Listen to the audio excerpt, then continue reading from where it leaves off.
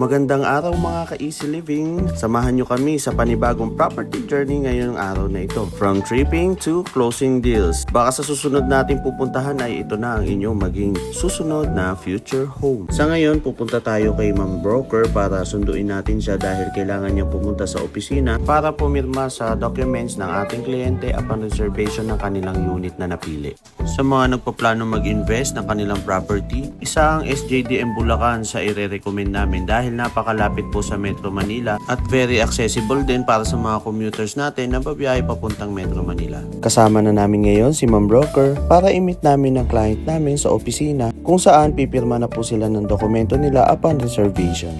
Ang napili ng aming client ay ang Montescape under ng PH1 World Developer. Sila nga rin po pala guys yung developer sa Northscape, yung sa may boundary ng Francisco Homes and Caypian. Ang PH1 Developers nga po pala guys ay ang isang real estate arm ng Megawide.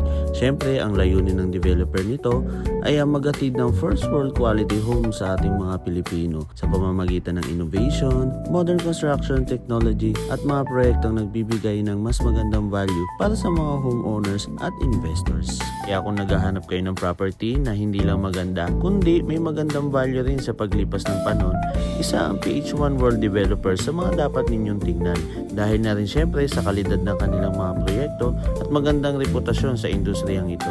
Kaya dahil dyan, mas nagiging kampante ang ating mga investor, ganun din ang mga homeowners.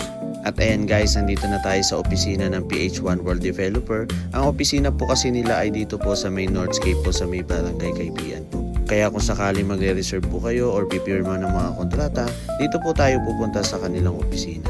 At syempre, bago tayo pumunta sa pinaka-exciting na part, balikan muna natin yung tripping namin last Sunday kasama ang aming buyer kung bakit ito ang kanilang napiling property. Syempre, pumunta muna kami sa opisina para ma-check yung mga availability na unit sa Montescape. So kung makikita nyo guys, napakaganda ng opisina, kompleto. Makikita nyo po yung pinakamapa ng dati nilang project at meron silang miniature dito ng project ng kabuuan. Dahil nga wala pang naitatayong bahay or model house dun sa bagong project nila, yung model house muna dito ang aming titignan. Yung itatayong unit po doon sa bago nilang project sa Montescape ay ganito rin po ang design. Ang pinagkaiba lang po doon sa bagong project po nila is 2 bedroom lang po pero dalawa po ang CR. Ang sukat po ng townhouse mid or inner sa Montescape ay 55 square meter po ang floor area at 50 square meter naman po sa lot area. 2 bedrooms and 2 toilet and bath po. At ang maganda po dito upon turnover po ay finish na po. Kumbaga naka-tiles na, painted na rin ng mga walls, tapos naka-partition na rin yung mga kwarto at makikita nyo po may ceiling na rin po siya. Ito pong nakikita nyo sa video ay ito po ay dress up unit lamang. Kung sakali po ay pwede nyo pong gayahin kapag once na turnover na po ang inyong bahay.